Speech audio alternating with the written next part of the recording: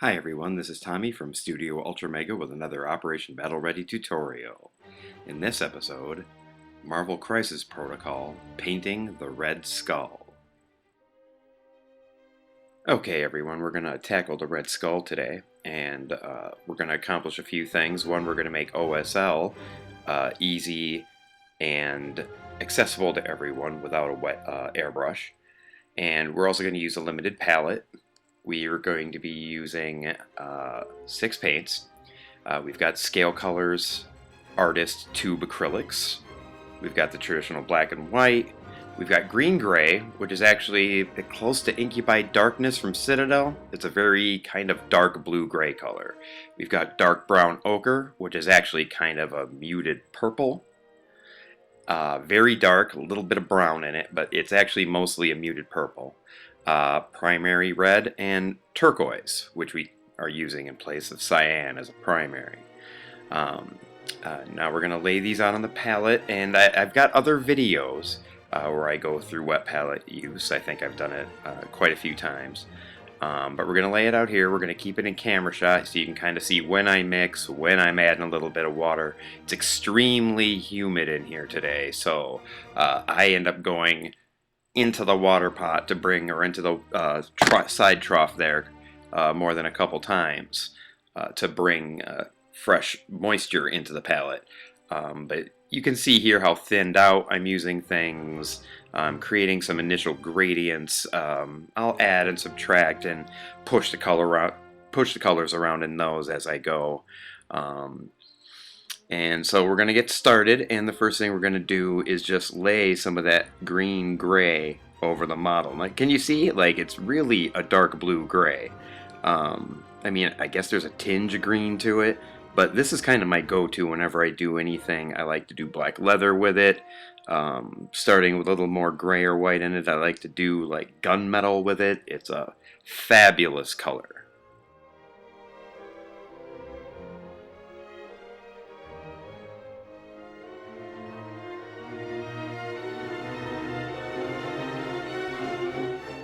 Okay, so we're going to start building up our layered highlights with this gradient of green gray to white. And all that means is we're going to start building these colors up. The darker colors are going to be more of a base coat, and as we progress lighter up that gradient, these are going to turn into highlights. We're going to capture quite a few of the edges here with edge highlighting, and we're going to be favoring the topmost surfaces of the model. By topmost, I mean like high noon overhead when the model's standing up. So we give the general impression of him being, you know, a 3D object in an environment with some generalized overhead lighting.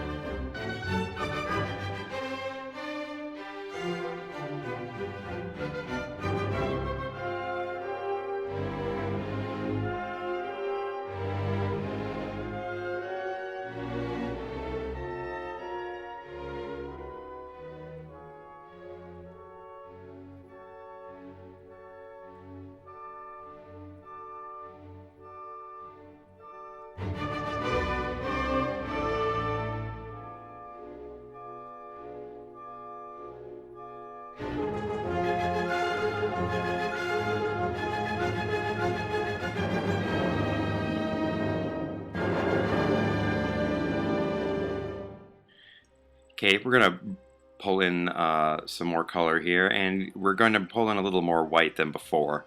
We're tinting this up a bit.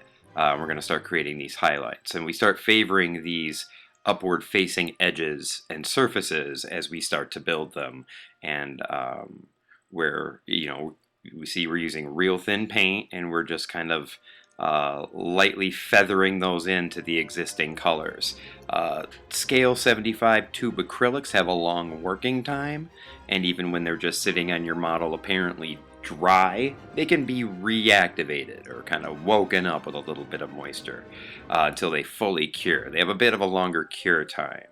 Now, generally if we're speed painting, this can be a problem, but We're trying to do something a little bit nice here, and you can still speed paint with paints like this. You know, you're gonna learn when to walk away for a bit while things are drying, and you can help it along a little bit with like a light blast from the hair dryer, or just a little bit excess hair from the airbrush. Um, but it's just a feature to keep in mind. But why it's good is because it's workable like this for so long. As we build these highlights, it becomes just a little bit easier to blend those into the existing colors that are already on the model.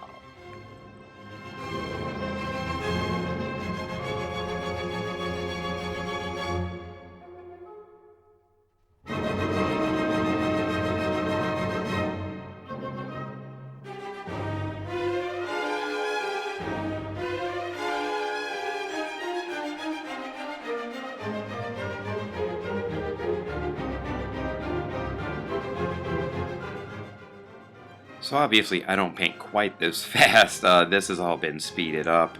Um, this process here, the all the black leather on the red skull here, this took about an hour 15, I think, in real time. So this is still kind of a speed painty process, at least for me. I'm not normally that fast with things. I like to lavish a little attention on. Also, notice in some of these videos you'll see me grabbing the figure in some pretty harsh ways. That's because I have kind of a convoluted setup here with my camera between my arms and my double lamp, you know, with two different light bulb arms on it, and I'm like looking between them both. So it can get a little convoluted. So I don't recommend watching how I hold the models. That is often me under duress.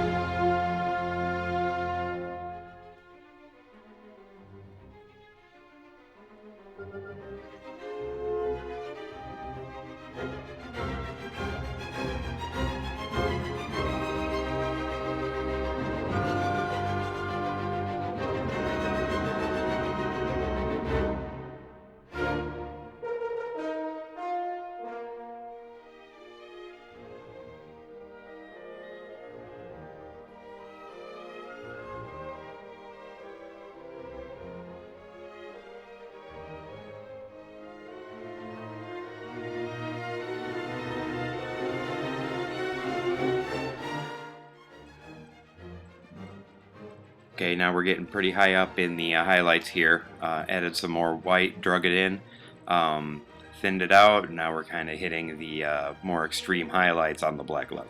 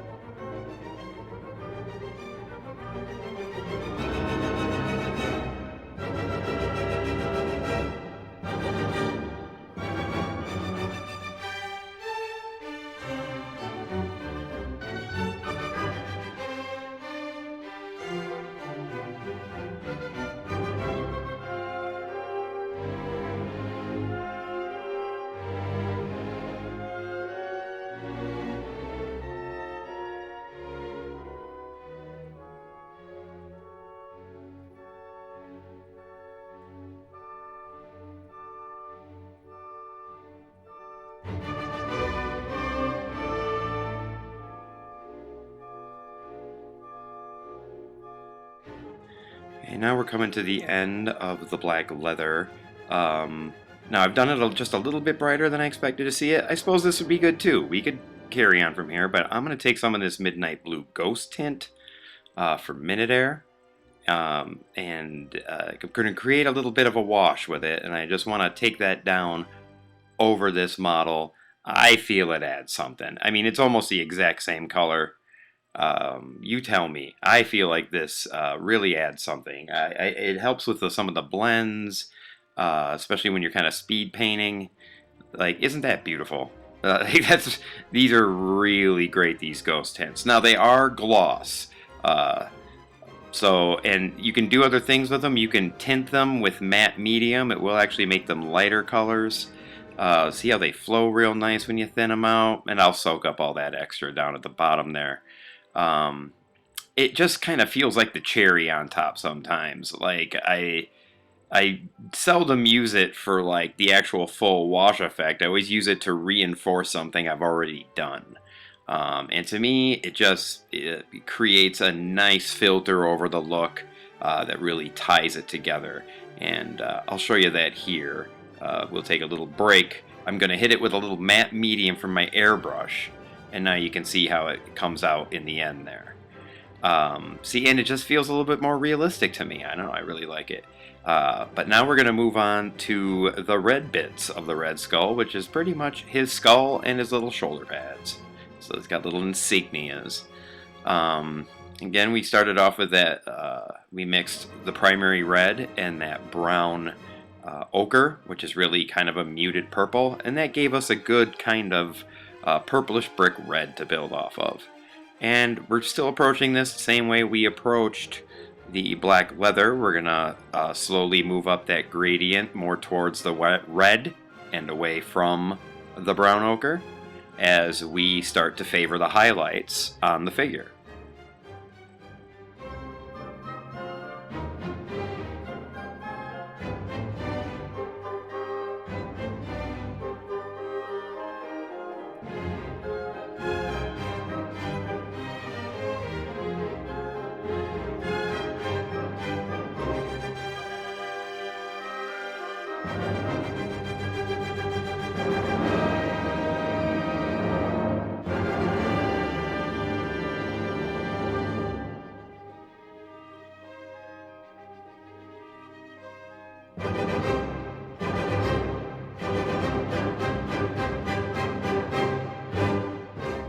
And since we've already got this red gradient out there, we're going to go ahead and hit those bricks right in front of Red Skull there.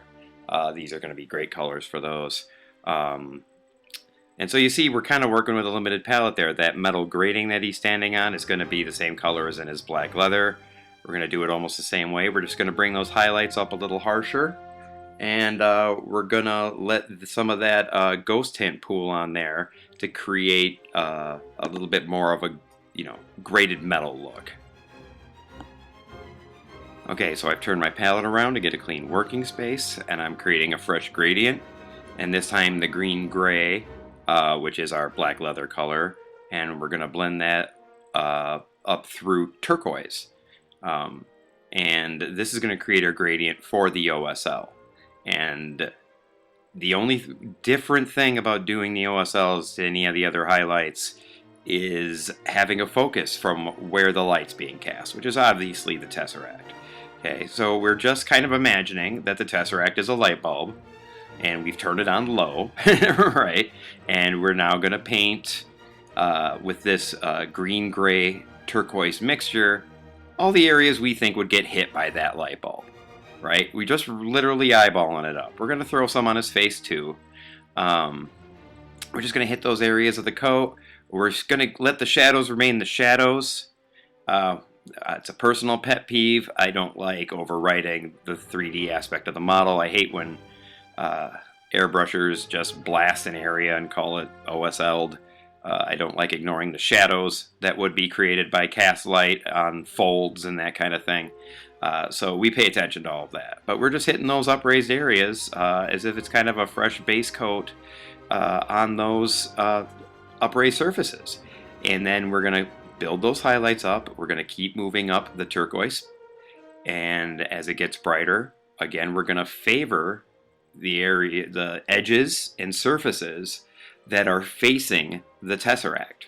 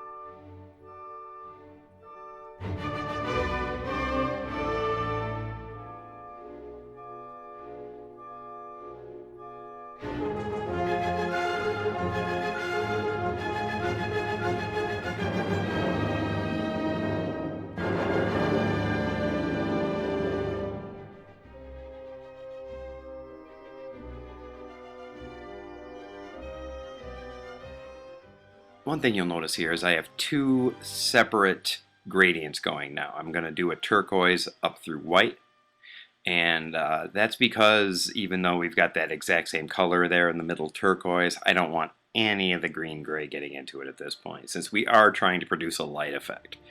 Okay, so as we're hitting these higher highlights and keep favoring those edges more and more that directly face the tesseract, we get brighter and brighter as we add more and more white.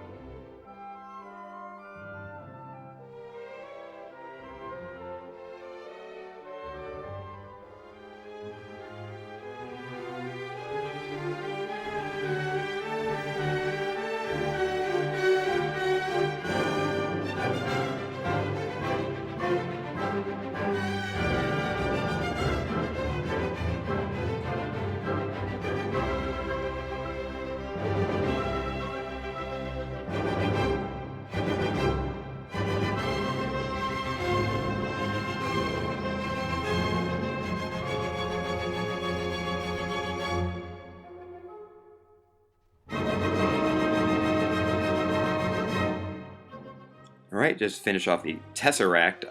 We're just doing a layer of really thinned out white. We're kind of hoping some of that turquoise shows through to give it some of that glowy vibe.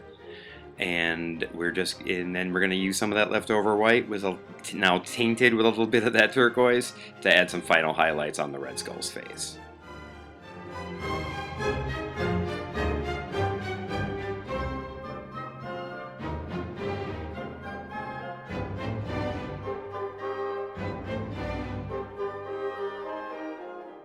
And now we're going to finish off that black leather. We kind of want the glow not to look like it's sitting on top, but like it's reflecting in the black leather. So we're going to take a little bit of this plasma blue, which is a brighter blue from Miniataire, and give it the same treatment we gave the leather earlier. There you have it, finished Red Skull with a lot of OSL that didn't take all that much time. Thank you to all our patrons at Patreon that make these videos possible. Without your support, we just couldn't get it done. And as always, please like and subscribe.